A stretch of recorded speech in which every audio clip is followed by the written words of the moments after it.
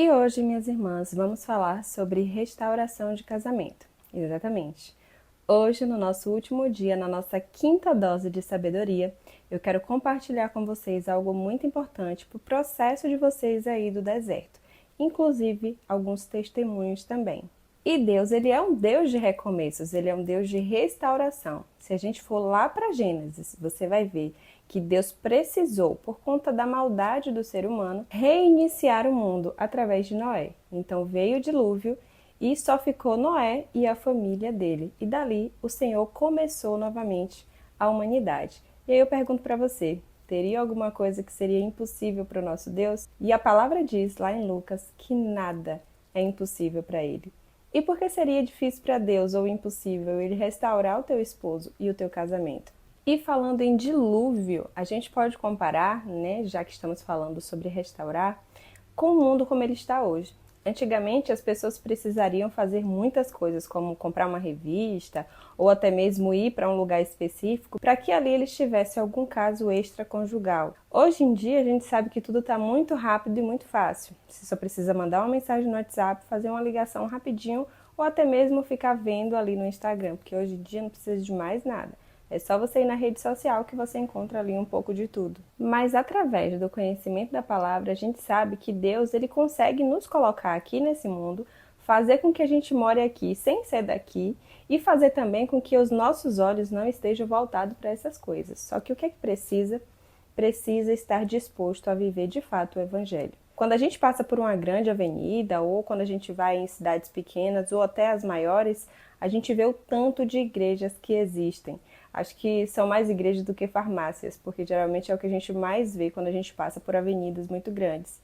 E o que está sendo pregado em cada um desses lugares? Infelizmente, minhas irmãs, tem muita coisa estranha por aí. E é aí que a bagunça começa. Tem gente se sentindo cristão ou achando que é, de fato, por conta das coisas que são pregadas nos púlpitos. Mas tem uma coisa, minhas irmãs, que eu tenho certeza, não tenho dúvida nenhuma, é de que Deus se revela para aqueles que querem conhecer Ele de verdade. Então não importa o lugar onde essas pessoas estão, não importa o lugar onde você está. Se você permitir, o Senhor vai se revelar para você. E se revelando para você, Ele vai te mostrar não somente a verdade do lugar onde você está, mas a verdade de quem você é e quem Ele quer que você passe a ser. É um fato de que nós passamos uma vida inteira sendo santificados, né? A salvação de um homem ela é obra de um momento, mas a santificação é um processo de uma vida inteira. Minha discipuladora sempre fala isso. Então eu tenho isso para mim, que nosso processo de santificação é todo dia, todos os dias nós precisamos vigiar os olhos, vigiar o que ouvimos, vigiar onde estamos. A gente tem que evitar lugares que a gente possa pecar. Esse é o primeiro salmo da Bíblia. Cuidado com o lugar onde você anda, com a rodinha que você se assenta, não ande no caminho dos pecadores, não se assente à roda dos escarnecedores. E por ser o primeiro salmo, mostra a importância de ter muito cuidado nos lugares em que a gente se coloca. E isso vale também para o meio religioso. E quando eu falo de religiosidade, minhas irmãs, não tem como não lembrar de tantas irmãs que eu ouço aqui, que eu vejo nas mentorias, ou pessoalmente, tantos casos que chegam até mim, e eu olho e muitos deles eu posso dizer, minha irmã, vem mais para perto para eu poder te explicar que tudo isso que você está vivendo não tem a ver com o Evangelho, tem a ver com a religião. E falando em religião, eu quero falar para vocês que eu sei que muitas de vocês buscam uma fórmula secreta. A oração do pastor fulano, porque é forte, porque ele tem tantos anos de igreja, porque a igreja dele é abençoada. E você acha que se ele orar pelo seu marido vai ser transformado. Você acha que se ele disser alguma coisa, uma profecia, uma profetada, qualquer coisa que vier dele vai ser santo, vai ser algo muito grande porque ele é fulano. Mas eu tô aqui para dizer para você que isso não existe. Quem ouve as orações é Deus e ele é o Deus Todo-Poderoso. Ele só vai fazer as coisas de acordo com a vontade dele. Nada, absolutamente nada, foge do controle de Deus. Ele já te viu no futuro, minha irmã, e ele sabe exatamente do que você precisa, as coisas que você precisa viver. Não só para amadurecer, mas também para viver um relacionamento de fato com Ele. Então, para de desprezar os desertos, as lutas, os vales da vida, porque são eles que vão te preparar para o destino que o Senhor tem para você. Não é a oração que magicamente alguém vai fazer, que vai transformar o teu marido, trazer para casa e pronto, vocês vão ser um casal muito feliz. O Senhor está querendo o que de você? O que nesse deserto o Senhor tem falado para você? Será que o pecado do teu marido, de ter saído de casa, às vezes até ter arrumado uma amante, será que não é bem pequeno diante do seu pecado, de idolatrar o seu marido, o seu casamento, o seu relacionamento? Será que o Senhor não está te chamando justamente para dizer, filha, eu quero que você olhe para mim. Eu quero que você entenda que sou eu o teu Salvador.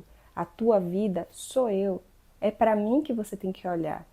E muitas irmãs, elas estão esperando uma mágica, quando na verdade elas precisam de um processo. Nem tudo na vida é um milagre. Perceba que muitos dos personagens bíblicos precisaram viver um processo e não apenas um milagre. Eu gosto da analogia da uva porque a gente sabe que uva, pelo menos aqui na minha cidade, a gente vai na feira e ela é muito barata comparada a um vinho. Só que ela não precisa de um milagre para virar vinho, ela precisa de um processo.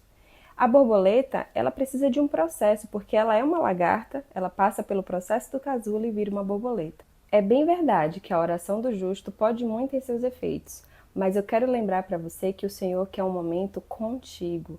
E se para isso você precisar viver um processo no seu casamento, com seus filhos, com qualquer coisa nesse mundo, ele vai permitir que você passe, não para que você fique triste e que seja dor pela dor somente, mas essa dor, esse lugar que te incomoda, essa situação que faz você mudar de atitude, é exatamente isso que o Senhor vai aproveitar para formar Cristo em você. Ele está nos ajudando a ser cada dia mais parecidos com Cristo. E o que Cristo sofreu? Se você foi humilhada, o Senhor também foi. Se você foi traída, Ele também foi. Então, em todas as coisas, Jesus sofreu. Não para que, você precisa sofrer também, mas para que quando a gente sofresse, Ele pudesse olhar para a gente e dizer, eu já estive aí e eu posso te ajudar, eu sei o que você está sentindo. E de fato Jesus sabe, porque Ele era Deus homem e Ele sabe exatamente como nós nos sentimos, Ele conhece as nossas limitações. E Ele também sabe que nós precisamos desse processo. Quando Ele orou no Getsemane, Ele disse, Pai, a minha vontade não é essa, mas faz a tua vontade. E falando sobre restauração do seu casamento, primeiro você vai ter que entender que o problema não está em seu marido ser transformado como a água para o vinho e voltar para casa, porque o Senhor quer transformar você primeiro, Ele quer restaurar você primeiro. E por mais que você pense, mas Raquel, eu ficava em casa, lavava roupa, eu cuidava dos filhos e eu cuidava dele, e do nada ele me tratou assim. E você e o Senhor? Eu não estou falando que você tratou mal seu marido, o que muitas vezes acontece, porque eu já tive casos em mentorias de esposas que nem o almoço nem a janta fazia. O marido que precisava ir lá fazer e ela vivia dondoquinha. Mas eu estou falando de você e Deus. Raquel, mas e o livre-arbítrio? Meu marido ele pode escolher se restaurado ou não, voltar para casa ou não. Você lembra da história de Paulo? Paulo, o desejo dele, do coração dele, era de fato de agradar a Deus. O Deus que foi apresentado para ele, porque ele estava sendo fiel naquilo que recebeu. Para ele, Jesus, o que os cristãos estavam fazendo era abominação contra Deus. E ele, na estrada de Damasco, indo perseguir esses tais cristãos que ele achava que estavam errados, Jesus foi lá e se revelou para ele. E ele foi transformado, sim, da água para o vinho. De perseguidor de cristãos, ele virou alguém perseguido por ser cristão. Paulo, ele tinha sim no coração dele o desejo de agradar a Deus, e por isso o Senhor se encontrou com ele, se revelou para ele, e ele foi totalmente transformado, a ponto de escrever muitas cartas, que são a maioria dos livros do Novo Testamento. Ele instruía as igrejas, viajava para esses lugares, e lá ele pregava apenas o evangelho do reino de Deus, não mais a lei, mas a Cristo, que já tinha vindo, e ele agora era a própria lei.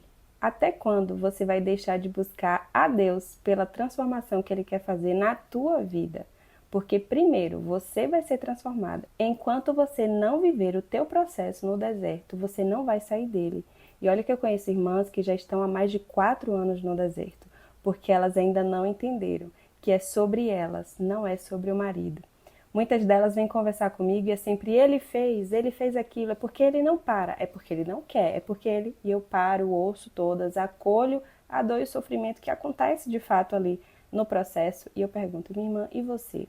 O que o Senhor tem falado para você? Você já buscou no Senhor Qual a mudança que Ele quer para a sua vida, para a sua casa, para você como mãe, como filha, como esposa? Você está cumprindo o seu papel de esposa, mesmo que o seu marido não esteja em casa ou não esteja sendo marido? Porque uma coisa não depende da outra. Você precisa continuar sendo fiel a Deus, e ser fiel a Deus inclui exatamente isso, continuar sendo esposa, porque Ele te chamou sendo esposa. E você vai continuar sendo, até que... Aqui agora eu vou começar alguns testemunhos de algumas irmãs. Tem uma irmã, que eu vou apelidar aqui de Maria. Essa irmã, ela viveu esse processo no Senhor, foi muito aperfeiçoada em Cristo, e Deus, em algum momento que ela pedia sobre restauração nas orações, Deus disse a ela: quando você vai pedir para que eu faça a minha vontade? Então ela mudou a oração dela e começou a dizer: Senhor, eu quero isso, mas faz a tua vontade. Assim como Jesus fez lá no Getsêmani. E o Senhor levou o marido dela. Ele tinha arrumado o apartamento todo para a amante, tinha tirado alguns bens do nome dele justamente para a esposa não ter direito. E antes mesmo que ele pudesse se mudar, o Senhor levou ele. Então ela ficou com todas as coisas e a amante acabou saindo da jogada. O Senhor fez. E sim, minhas irmãs, existem muitas irmãs que já saíram do deserto, não tiveram seus casamentos restaurados, mas foram totalmente restauradas em Cristo. Algumas delas ficaram viúvas. E esse caso é mais recente, que eu vou chamar essa irmãzinha de Joana. Joana, ela mora fora do país. E depois que ela estava lá, o marido dela começou a ter um caso com uma pessoa em comum, que pode-se dizer que era até amiga da família.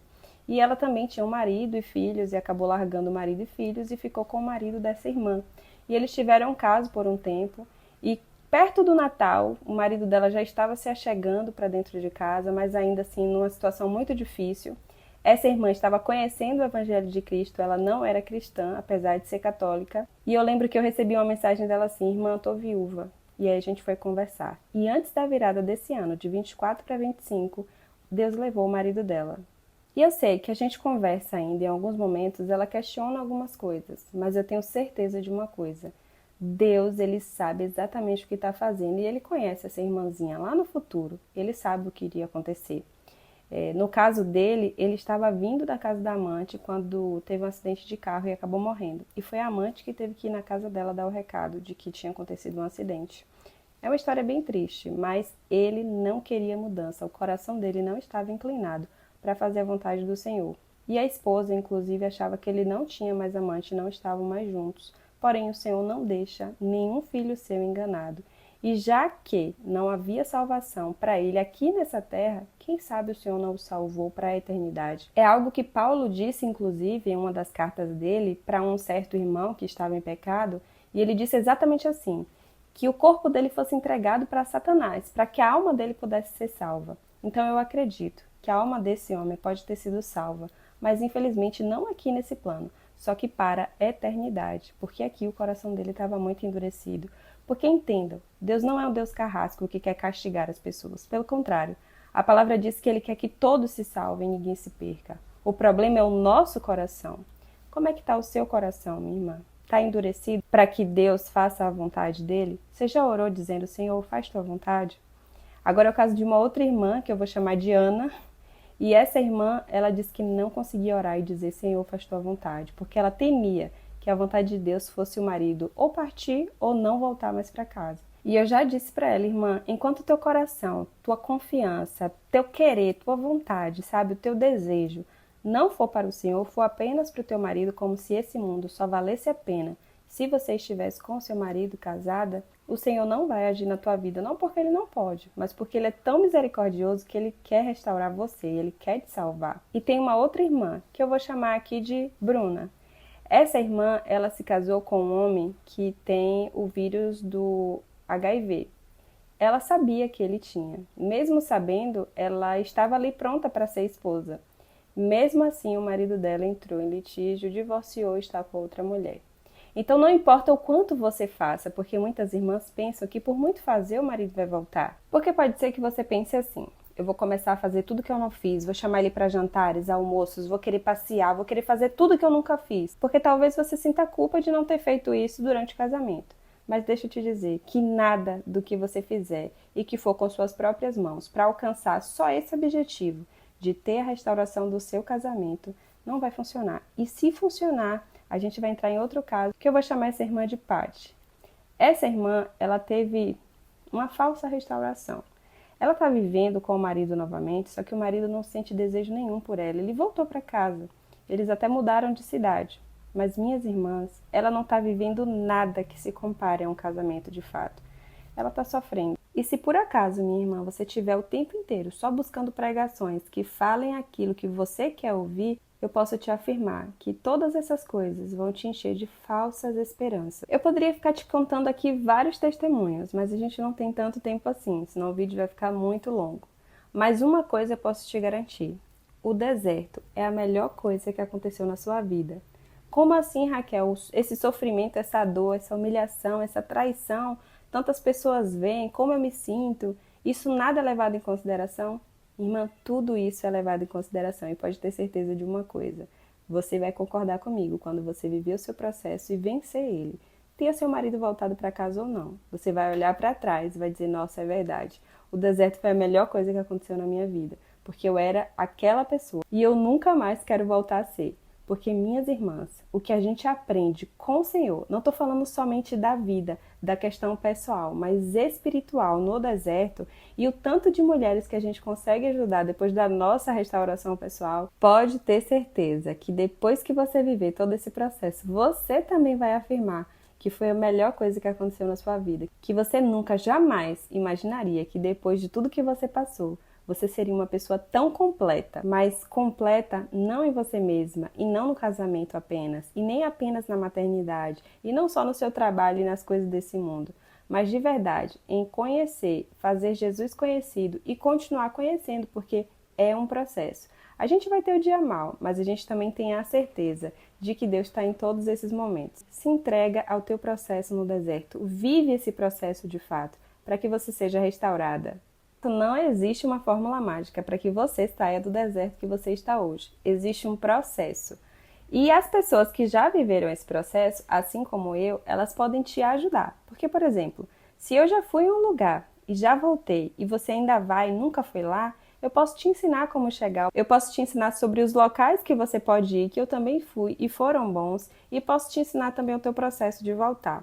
E é exatamente isso que eu faço dentro do Guia do Deserto. Eu ensino, eu guio mulheres dentro do processo do deserto a tornar a jornada dela mais tranquila, para que ela não fique o tempo inteiro se sentindo perdida, mas que ela tenha um passo a passo para ela poder cumprir durante esse processo. E aqui na descrição do vídeo eu deixei o link do Guia do Deserto. São 7 passos práticos para você aplicar em 7 dias. São videoaulas, uma aula para cada dia, para você aplicar aquilo que o Senhor me ensinou durante o meu processo, que são estratégias para que você viva a sua restauração, e eu tenho certeza, minhas irmãs, que vai te abençoar muito. Muito obrigada por ter acompanhado comigo aqui todos esses dias. E não esqueça, minha irmã, que o deserto, ele é escola, ele não é o teu fim, é só a passagem. E que você possa passar por esse processo, para que no fim você possa olhar para trás e dizer: obrigado, Senhor, pelo meu processo de deserto, porque ele me tornou a mulher que eu sou hoje, e hoje eu posso dizer que eu tenho um relacionamento de verdade contigo. Por isso, minha irmã, acalma teu coração, acalma tua alma, vive o teu processo no deserto, um dia de cada vez, não foge das etapas, porque eu tenho certeza que você vai agradecer a Deus por esse período. E eu desejo que sua vida e seu casamento seja restaurado, mas do jeito certo, não do seu jeito, do jeito que você acha que agora você precisa, mas de um jeito que vai te surpreender e que não só vai ser testemunho para outras pessoas, mas que vai servir de gratidão dentro do teu coração para você todos os dias entender que o Evangelho de Cristo não é sobre nada desse mundo, mas é sobre um Deus que se tornou homem para te salvar, para me salvar. E essa é a parte que importa. Porque se o Senhor é nosso pastor, não falta mais nada. E que Deus te abençoe, minha irmã. Fique em paz.